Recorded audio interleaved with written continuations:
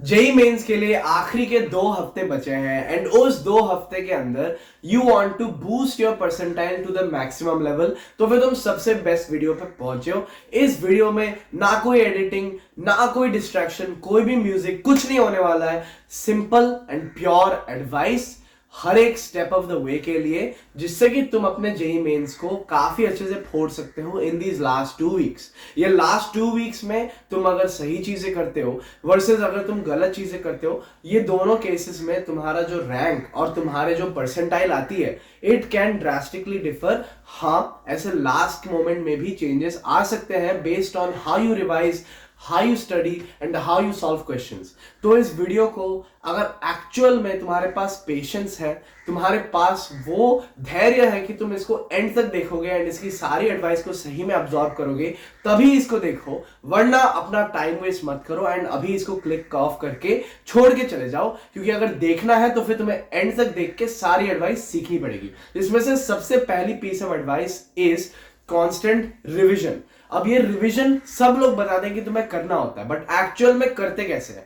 तुम्हें रिवीजन सिर्फ और सिर्फ अपने नोट्स को देख के और अपने फॉर्मूला शीट्स को देख के नहीं करना है। रादर तुम्हारा रिवीजन इस तरीके से होना चाहिए कि तुम्हारे जो सबसे स्ट्रॉन्ग टॉपिक्स है, जिसमें तुम्हें पता है कि यार कुछ भी हो जाए इसमें क्वेश्चन तो मेरा बन ही जाएगा, वो टॉपिक्स को तुम थोड़ा सा दूर रखो। अभी तुम्हें उनसे बहुत ज्यादा सॉल्विंग करने की जरूरत नहीं है। अगर तुम उससे मोस्टली शॉर्ट नोट्स और फॉर्मूला बेस्ड अपना रिवीजन करते रहते हो, तब भी मोस्ट केसेस में तुम्हारा वो स्ट्रॉन्ग ही रहने वाला है। एंड क्योंकि तुम मॉक टेस्ट भी दोगे इस ड्यूरेशन में, तुम्हारा प्रैक्टिस भी हो जाएगा उनका। अब आते हैं तुम्हारे मीडियम एंड वीक चैप्टर्स। तुम्हारे मीडियम और वीक चैप्टर्स के लिए सिर्फ और सिर्फ शॉर्ट नोट्स और फॉर्मूला शीट का रिवीजन से कुछ भी नहीं होने वाला। What you need to do in that case is, अगर तुम्हारे सारे पीवाईक्यूज ऑलरेडी डन है जेई मेंस के पिछले 4-5 साल के, तो फिर बहुत बढ़िया। तो फिर तुम्हें एक्स्ट्रा क्वेश्चंस ढूंढने पड़ेंगे।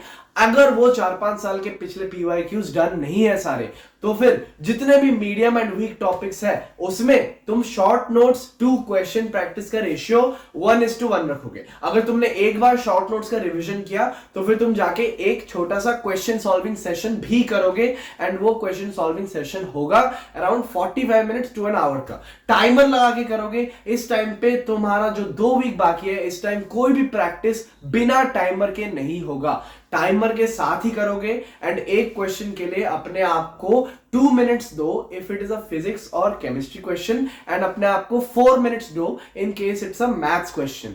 एक्चुअल में तुम्हें जो एग्जाम के समय टाइम मिलेगा वो इतना ही रहेगा, या फिर अगर तुम्हें सारे के सारे क्वेश्चन अटेम्प्ट करने तो फिर हो सकता है तुम्हें इससे भी थोड़ा फास्ट अटेम्प्ट करना पड़े। इसी कारण से तुम्हें टाइमर लगा के करना बहुत ही जरूरी है। So if you have a short notes revision of the chapter, suppose electrostatics, तुम इलेक्ट्रोस्टैटिक्स को एक बार शॉर्ट नोट से रिवाइज करते हो, बट तुम्हें पता है कि वो तुम्हारा वीक टॉपिक है, तो फिर जैसे ही तुम्हारा शॉर्ट नोट्स का रिवीजन खत्म हुआ एंड सारे कॉन्सेप्ट्स तुम्हारे ब्रेन में फ्रेश है, सीधा जाओ क्वेश्चन प्रैक्टिस करना शुरू करो। कोई भी पीवाईक्यूज उठाओ या फिर कोई भी रेफरेंस बुक उठाओ जहां पे मेंस लेवल के क्वेश्चंस है, अराउंड 20 क्वेश्चंस को पिकअप करो। एंड 20 क्वेश्चंस के लिए कितना टाइम दोगे? 20 into 2 यानी कि 40 मिनट्स। 40 मिनट्स का टाइमर लगाओ एंड शुरू हो जाओ।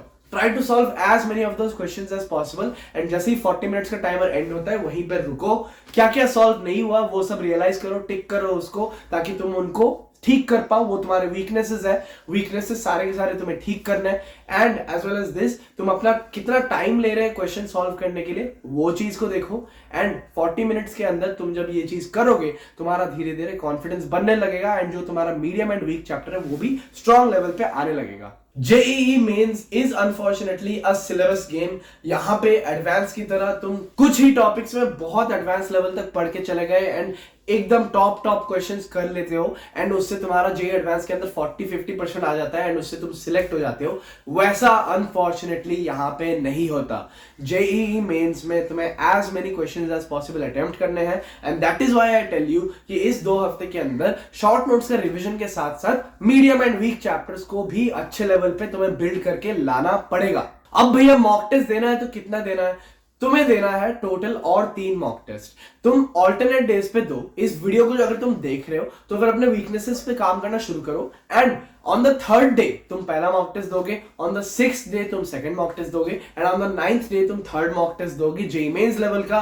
Make sure all of these papers are of a good level and ये बहुत इजी या फिर ऐसे चुन्नू मुन्नू क्वेश्चन से भरे हुए नहीं है, अच्छे लेवल के क्वेश्चंस। जेईई मेंस का एक टफ पेपर अटेम्प्ट करो 3-3 बार एंड इससे तुम्हारा कॉन्फिडेंस, तुम्हारा लेवल हर बार बूस्ट होगा।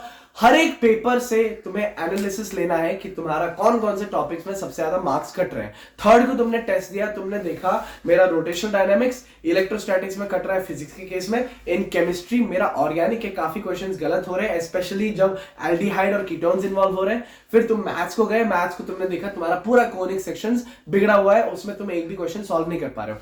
फिर क्या होगा, तुम्हारे नेक्स्ट 2-3 दिन का target before your next test will be to fix these mistakes and trust me, in 14 दिन में तुम अगर ऐसा प्रॉपर गोल बेस्ड अप्रोच लोगे कि तुम्हारा जो चीज वीक है उसको स्ट्रॉन्ग करेंगे एंड उस पर काम करके उसको बेहतरीन बनाएंगे, that type of approach is exactly what you need, a score oriented approach. क्योंकि at the end of the day तुम्हारा इन डेप्थ अंडरस्टैंडिंग कितना है, तुम्हारे कॉन्सेप्ट्स कितने स्ट्रॉन्ग है, कोई नहीं देखने वाला। लास्ट में क्या दिखता है, तुम्हारा एकमात्र score which is going to be out of 300 तुम्हें कितना मिलता है, that is all people care about and उसके बेसिस पे तुम्हें कितना परसेंटाइल आता है। सो everything you do right now has to be optimized to best fit that goal.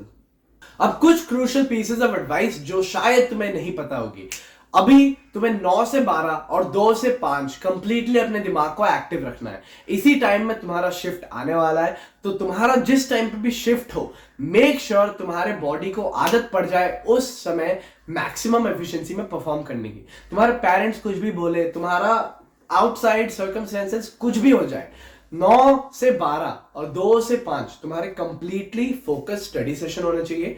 इस समय तुम्हें कोई भी डिस्ट्रैक्शन नहीं करना है, तुम्हें अपने फोन को नहीं छूना है, तुम्हें कोई स्टोरी बुक नहीं पढ़नी है, तुम्हें किसी के साथ जाके बातचीत नहीं करनी है, तुम्हें इस टाइम पे खाना नहीं खाना है, कुछ भी नहीं। 9 से 12 और 2 से 5 अब से तुम्हारे लिए 2 सेक्रेट टाइम्स है जहां पे तुम्हें अपना फोकस, तुम्हारा जो डेडिकेशन है उसको पीक पर रख के कुछ ना कुछ पढ़ाई से रिलेटेड करना है। एंड वो अगर क्वेश्चन सॉल्विंग हो तो फिर सबसे बेस्ट है, अगर क्वेश्चन सॉल्विंग नहीं भी कर रहे हो तो तुम्हें शॉर्ट नोट्स पढ़ना चाहिए या फिर तुम्हारा फॉर्मूला शीट्स का रिवीजन करना चाहिए।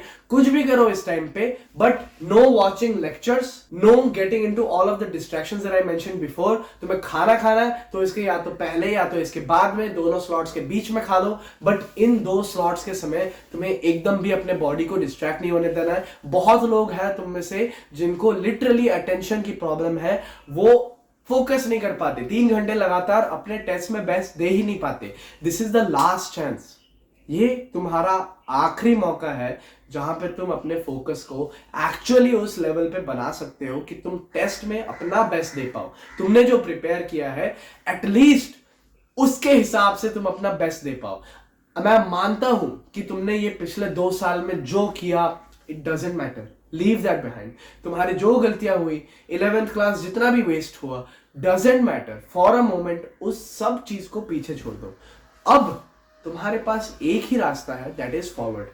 एंड तुम्हारे पास जितना प्रिपरेशन है, जितने भी रिसोर्सेस हैं, ट्राई करो कि तुम उन चीजों से अपना बेस्ट आउटपुट ला पाओ। And the only way to maximise that is, अगर तुम अपने सारे वीकनेसेस को ठीक करोगे उस स्ट्रेटेजी से जो मैंने बताया, तुम अपने स्ट्रॉन्ग टॉपिक्स को भी रिवाइज करोगे उनके शॉर्ट नोट्स और फॉर्मूला शीट्स को देख के, एंड तुम जितने मॉक टेस्ट दोगे उनका अच्छे से एनालिसिस करोगे। ये हो गई तुम्हारी पढ़ाई के एंड पे। एंड अगर तुम्हें 9 से 12 और 2 से 5 के बीच तुमने सही में अपना पूरा माइंड को कंट्रोल कर लिया एंड तुमने आदत बना ली, तो फिर तुम्हें फाइनल डे पे टेस्ट को बहुत अच्छे से फोड़ने से कोई भी नहीं रोक सकता, क्योंकि तुम टेस्ट के एनवायरनमेंट के लिए कंप्लीटली प्रिपेयर हो जाओगे। इस टाइम पे और क्या करें भैया, ये जो 2 वीक्स है इसमें I recommend to all of you, हर दिन at least 30 minutes of physical activity तुम्हारा होना चाहिए। बी इट नथिंग, तुम एक छोटे से वॉक पे चले जाओ, थोड़ा बाहर चले जाओ, सांस ले लो। एंड अगर तुम्हें 30 मिनट्स थोड़ा ज्यादा लग रहा है, कोई नहीं, 10 मिनट्स के लिए अपने रूम के अंदर ही जंपिंग जैक्स कर लो। I think you all know what jumping jacks are, where you jump from side to side and तुम्हारा हाथ ऐसे ऊपर ऊपर होता है, that is what you call a jumping jack. तुम अगर रिपीटेटिव जंपिंग जैक्स करोगे और maybe pushups, some squats, anything जो कि तुम अपने रूम के अंदर भी कर सकते हो, but get some kind of exercise done for at least 10 to 15 minutes. इससे तुम्हारा ओवरऑल मूड बेटर होगा, एफिशिएंसी बेटर होगी, एनर्जी बेटर होगी, एंड तुम्हारा ब्लड सर्कुलेशन तुम्हारे थ्रू आउट द बॉडी जाएगा, including your brain, which will help you retain your concept better, and तुम्हें इन लास्ट के 2 वीक्स में दैट नेसेसरी हेल्थ बूस्ट देगा, जो कि तुम्हें सर्दी, जुकाम, खांसी, वो सारी चीजों से दूर रखेगा, ताकि तुम फाइनल एग्जाम के दिन अपने मैक्सिमम हेल्थ पे रहो। खाने के टर्म्स में थोड़ा थोड़ा कम खाया करो, बहुत हैवी चीजें मत खाओ, बहुत ज्यादा ऑयली, बहुत जंक फूड, वो सारी चीजों को अभी के लिए कट डाउन कर दो। Go on a clean eating journey, mostly अच्छी अच्छी चीजों को खाओ एंड उसको मीडियम लेवल की क्वांटिटीज में खाओ। बहुत भर भर के मत खाना, क्योंकि अगर तुम भर भर के खाओगे तो फिर नींद आएगी एंड तुम अच्छे से पढ़ नहीं पाओगे। तो इस 2 वीक्स में तुम्हें अपने बॉडी को, तुम्हें अपने माइंड को एक टेम्पल की तरह ट्रीट करना है, एंड हर एक चीज जो उसके अंदर जाती है या बाहर आती है उसके बारे में तुम्हें कंप्लीट कॉन्शियस रहना है, and you have to be very careful how you use your time. अगर तुम इन 2 वीक्स को भी एक सन्यासी की तरह, एक प्रॉपर जेई एस्पिरेंट की तरह बिता सकते हो, and you have to give your maximum output for this, तो फिर ये जो 2 हफ्ते हैं, आई एश्योर यू तुम्हारा जितना भी मार्क्स आ रहा है उससे तुम काफी इंक्रीज कर सकते हो। अगर तुम्हें 200 स्कोर आ रहे हैं तो फिर तुम इसी टाइम में 230 तक पहुंच सकते हो। अगर तुम्हें 150 आ रहा है तुम हो सकता है 180 190 तक पहुंच सकते हो।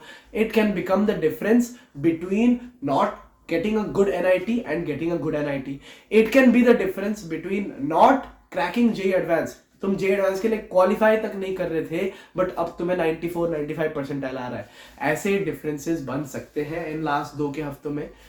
तुम्हें बस अपने आप पे विश्वास करना है, वो सारी चीजें फॉलो करनी है जो मैंने बताई है, एंड विद दैट ये वीडियो खत्म होता है। मैंने अपनी सारी एडवाइस तुम लोग को दे दी है, एंड आई एम श्योर तुम में से काफी लोग केपेबल हो कि तुम इस एडवाइस को फॉलो करो एंड इसको इम्प्लीमेंट करके बहुत ही अच्छे रिजल्ट्स लाओगे। मेक श्योर तुम अपने गोल परसेंटाइल को नीचे कमेंट करके जाओ, and once your JEE mains का result is out, I want you to come back to this video and tell me ये वीडियो की स्ट्रेटजीज तुमने कितने हद तक फॉलो किए, एंड उनको फॉलो करने के कारण तुम्हें कितना फायदा मिला। With this I wish you all the best, keep striving.